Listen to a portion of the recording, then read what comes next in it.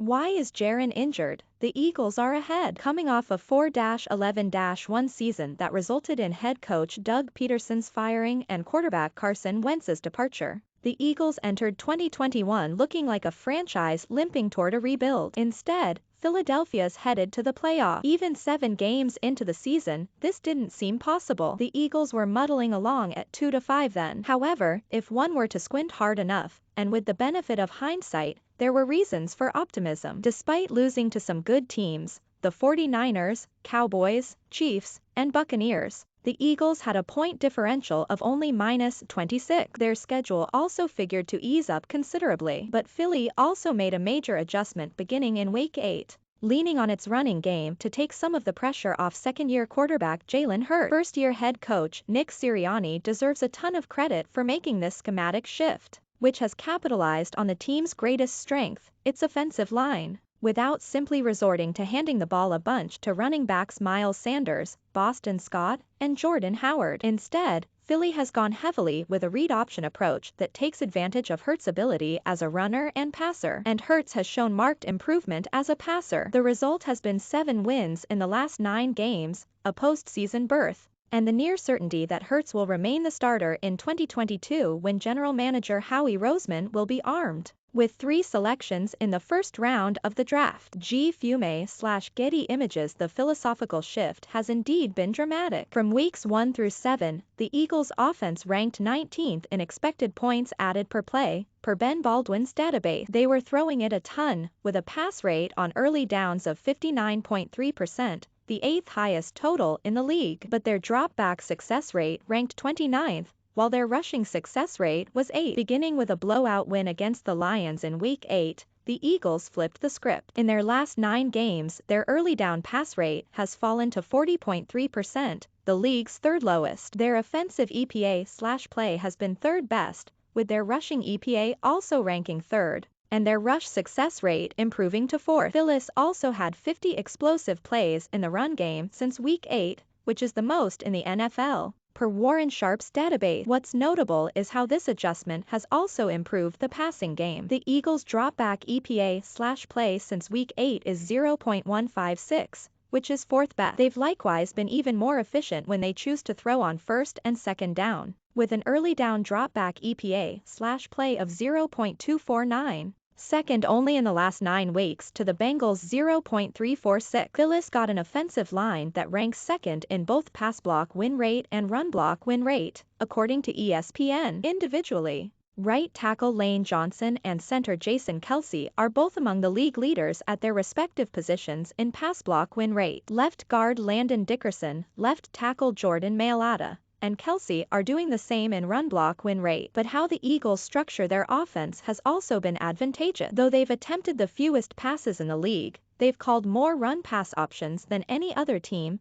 per Pro Football Reference. Those RPOs, which require the quarterback to decide to pass, hand off, or keep after the snap, based on how the defense reacts, have produced a league-high 191 rush attempts and 100 passes, which is second only to the Cardinals' 101. Icon Sportswire/Getty Images Hurts has been a key factor in all this. He leads the team in rushing with 784 yards and averages 9.3 rushes per game. Hurts has picked up nearly half of his rushing yards on RPOs.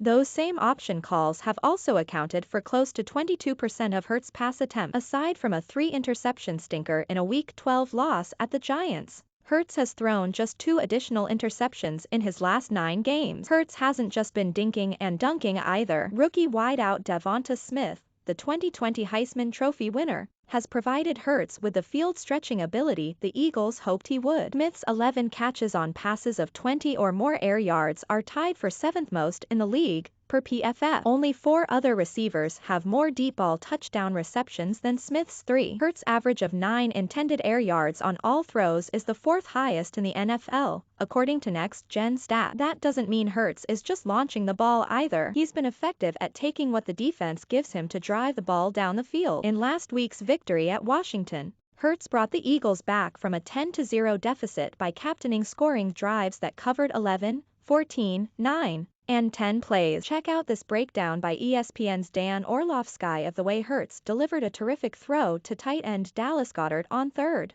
And if we're early in the third quarter, all this young man does is impress and get better and do the one thing it seems everyone says he can't. Or won't at eaglespic.twitter.com/6b4jjir0. Dan Orlovsky, January 5, 2022. 3 plays later, on third and a 14. Hurts pulled off this terrific improv act, sustaining what would become a touchdown drive. Your browser does not support the video tag. Fox Sports/NFL Game Pass. If there's a unique quality that Hurts possesses, it's his even-keeled sensibility, an intangible that perhaps separates him from Wentz and Donovan McNabb, two of his predecessors in Philly. Both Wentz and McNabb wore their insecurities on their sleeves, and it ultimately held both back. But Hurts, perhaps because he was able to thrive at two different major programs in college, has so far shown he's much more unflappable. Does that mean the Eagles have found their franchise QB in Hurts? Not quite yet. For one thing, this late season surge has come against a slate of weak opponents. For another, the run-heavy style they've used to win those games may not be sustainable. I would be playing Hurts, but I wouldn't be using him primarily as a runner because that doesn't help you answer all the questions you need to know for the long run.